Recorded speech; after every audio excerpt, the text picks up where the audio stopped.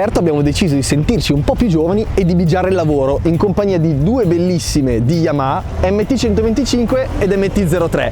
Allora, una giornata fantastica, chi ce lo fa fare di andare in redazione? Prendiamo e andiamo al lago. Ma che ti dico, Friggi, questo è il nostro lavoro, quindi andiamo lo stesso al lago, però per lavoro, e le proviamo tutte. Secondo me ci divertiremo tantissimo. Sicuramente, però prima vediamole un pochino più da vicino. Yamaha MT125, la vedete, è veramente bella, forcella a steli rovesciati da 41 mm, motore monocilindrico raffreddato a liquido da 15 cavalli per legge e questa bellissima colorazione, tra l'altro condivisa con l'MT-03. Sì, è una figata perché hai cerchi arancione fluo, carrozzeria metà grigio opaca e metà nera opaca, bellissima, ma soprattutto ha lo scarico a Krapovic in fibra di carbonio, che però ricordiamo è un optional. Niente a che vedere con la vecchia MT-03 di qualche anno fa, che era un monocilindrico. Qua abbiamo due cilindri con ben 42 cavalli e 321 cm3. Vabbè, dai, allora adesso è arrivato il momento di infilarsi il casco e andare a divertirci. Ce le giochiamo a carta, sasso, forbice? Dai, va bene. Carta, forbice, sasso. Vai, io mi prendo la 300. Vai, e io Sono MT125. anche più vecchio, quindi ti sta bene. Ma sì, addirittura, andiamo. Eccoci a bordo dell'MT125, usciamo da Milano, c'è un po' di traffico. L'abbiamo provata un po' anche sul pavé. Devo dire che mi aspettavo un assetto un pochino più morbido, ma comunque stiamo parlando di una fan bike, quindi è giusto che si debba guidare molto bene sulle strade miste, quindi ci sta un assetto un pochino più sportivo. Certo, non è rigido come quello di una sportiva, ma comunque si comporta bene anche in città. Posizione di guida, devo dire, confortevole, ho la schiena dritta, le pedane abbastanza arretrate, quindi mi sento anche abbastanza cattivo sulla moto. In sella ho tanto spazio, riesco ad arretrare, forse tocco un po' il serbatoio in questa zona con le ginocchia, ma devo dire che io sono bello alto e questo 125 invece è bello compatto. Ripartiamo, il motorino ha una bella grinta, spinge bene. Purtroppo non siamo ancora riusciti a fare i consumi per capire quanto benzina beva, ma sicuramente sono molto contenuti. L'MT125 non ha ancora guadagnato la fasatura variabile come la nuova R125, però comunque c'è una buona spinta anche sotto. Però dai, adesso sentiamo come sta andando a Umbi con l'MT-03. Umbi, allora, come sta andando? Sta andando da Dio, è bellissima, mi sto trovando benissimo. La tua? Tutto bene, in città si usa bene, è agilissima, mi piace, soprattutto molto leggera, quindi mi sto divertendo un sacco. Guarda, anche questa 168 kg non li senti, poi io che sono tappo, la sella è bassa, è 780 mm, quindi tocco da Dio. Questa qui è leggermente più alta, siamo a 810 mm, quindi però è comunque accogliente sia per chi è alto ma anche chi è un po' più basso. Tu sei alto, quindi immagino ti trovi bene. Ci sto bene nonostante sia un 125. Andiamo! Eccolo lì davanti, anche la sua ha uno scatto che non è male. Guardate, binari del tram, guarda, non si sentono nemmeno. La sella è bella imbottita, però devo dire che anche le sospensioni sono morbide al punto giusto, ovviamente senza poi affondare troppo quando si va a frenare. Guardate, sconnessioni perfetta, davvero. Questa non è una moto da città, perché un 300 comunque inizia ad essere una cilindrata non grande, però è già abbastanza importante. Si possono fare diverse cose con questa moto, come andare al lago, ma anche gite un pochettino più a lungo raggio. Si possono montare le valigie che sono optional, morbide, e quindi vi potete fare delle belle gite fuori porta anche con il passeggero, che ovviamente non ha tantissimo spazio, essendo questa una naked dura e pura.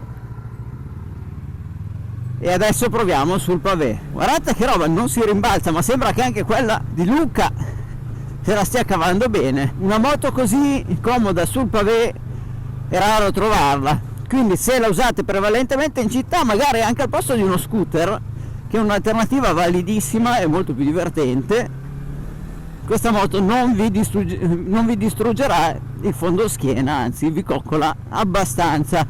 Adesso stavo provando la frenata qua sul pavé, ottima, l'ABS non entra mai a sproposito, soltanto quando date dei bei pestoni, come è giusto che sia. Davvero Yamaha ha fatto un ottimo lavoro su questa moto, perché nonostante sia una cilindrata destinata prevalentemente ai mercati asiatici, dove ha un enorme successo questa cilindrata, anche in città, cioè anche in Europa, se la cava davvero bene, sia dal punto di vista prestazionale che dal punto di vista estetico, perché è una moto che piace, sembra molto più grande di quanto non sia davvero. Adesso però usciamo dalla città e ce ne andiamo finalmente fuori città a goderci questa splendida giornata di sole.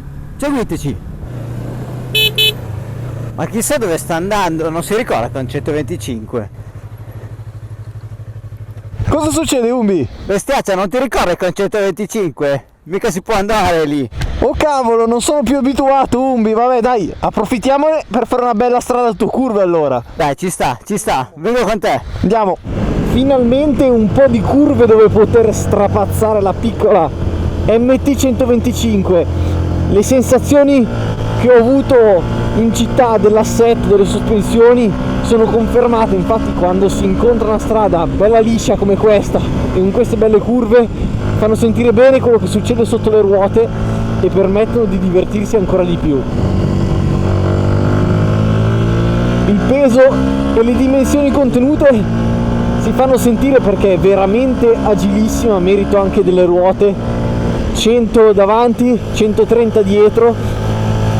Guardate anche in percorrenza come stabile, si riesce a farla correre bene, velocissima nei cambi di direzione. Certo, il motore con questa salitina qua si sente che fa un po' di fatica, ma comunque è una piccola cilindrata, quindi non si può fare altrimenti. L'unico appunto che devo fare forse è sul freno anteriore, che per l'appunto ha un bel mordente, mi piace, è bello potente, però la leva non è regolabile. A me che piace averla un po' più vicina, in questo caso non posso regolarmela, ma comunque è veramente una goduria. Merito anche del manubrio largo tipico da naked. Insomma, anche questa MT 125 si conferma una vera fan bike. Cosa diciamo subito? Che questa MT-03 non fa rimpiangere le cilindrate più grandi, assolutamente. Ha 320 cm3, di motore 42 cavalli, quindi non sono valori del tutto banali. La cosa bella di questa moto è il motore, che è molto elastico, quindi vi permette di mettere la sesta e scendere fino anche a 3000 giri circa. Guardate, siamo in quinta a 3000 e pochi più giri in salita, è fantastico, e va su, spinge poi fino in alto, proprio molto pastoso. E appunto poi visto che questo motore piace girare in alto, se volete potete anche divertirvi con il cambio, scalare prima della curva e poi riaprire. Proprio bello. Le sospensioni qua, il fondo stradale è parecchio rovinato, ma assorbono benissimo e la moto comunque non si scompone. Gli pneumatici sono degli Michelin e sebbene tengano bene e siano comunque sicuri, non danno tutta questa fiducia quando si tratta di scendere in piega, mentre il disegno ha degli intagli abbastanza profondi, il che significa che con ogni probabilità possano andare molto bene anche in caso di pioggia. I freni, dicevamo, sono davvero ottimi. L'unico appunto che si può fare ai freni è la leva del freno anteriore, che non è regolabile, quindi io che non ho le mani molto grandi faccio un pochettino di fatica ad avere un buon grip sulla leva, così come su quella della frizione.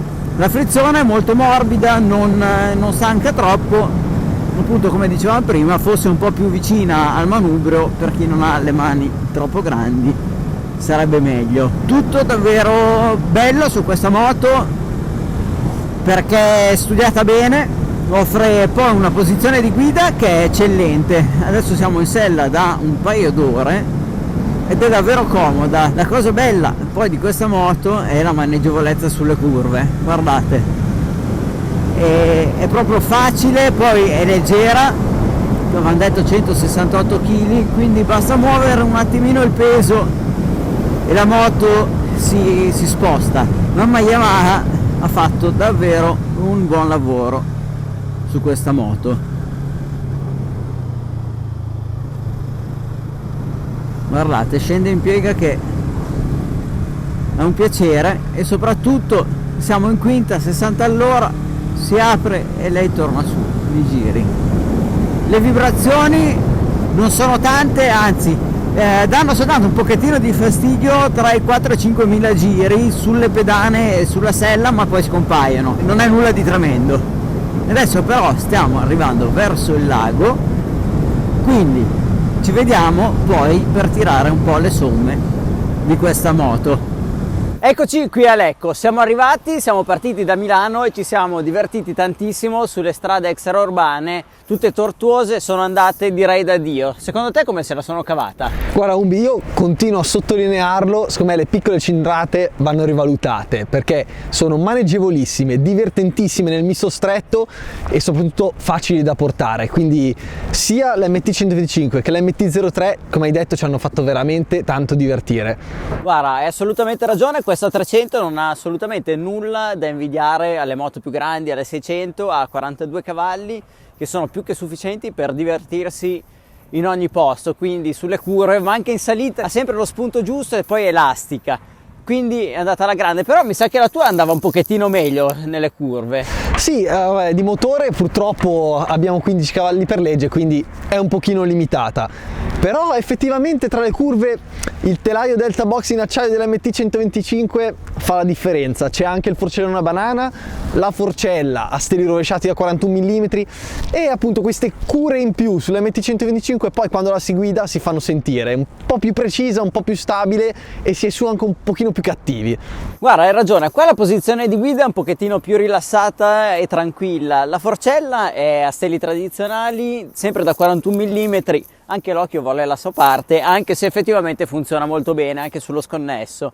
E poi qua il telaio è in tubi d'acciaio, quindi non è raffinato come il tuo. Sempre come differenze, poi il forcellone è più tradizionale, non è a banana, bello come il tuo, e anche i dettagli sono un pochettino meno curati in generale, come ad esempio la strumentazione, metà analogica con il contegiri e metà digitale, però è ricchissima di informazioni. L'MT125 anche dal punto di vista del cruscotto è un po' più matura, è totalmente digitale, ho diverse informazioni come l'autonomia e i consumi, però entrambe aspettano su me gli aggiornamenti che sono già stati fatti sulle sportive 125 ed R3. Infatti sull'R3 c'è la forcella a steli rovesciati e sul 125 c'è la fasatura variabile, che in città l'abbiamo provata, fa la differenza. Beh, mi sa che ci divertiremo sempre noi tra un po' a riprovarle entrambe, magari sempre qua, vediamo la differenza proprio, come si comportano. Speriamo di sì.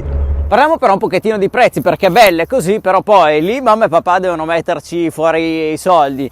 Qua invece, se hai 18 anni, mi sa che te la devi già comprare tu da solo la moto. L'MT125 parte da 4.790 euro, mentre l'MT03? 5.290, quindi 500 euro di differenza, non è tantissima direi. No, non è tanta, quindi cosa facciamo? Prendiamo subito la moto a 16 anni o aspettiamo 18? 16 anni e poi 18 la cambiamo di nuovo, Assolutamente, impossibile resistere alle due ruote. Hai ragione, hai ragione.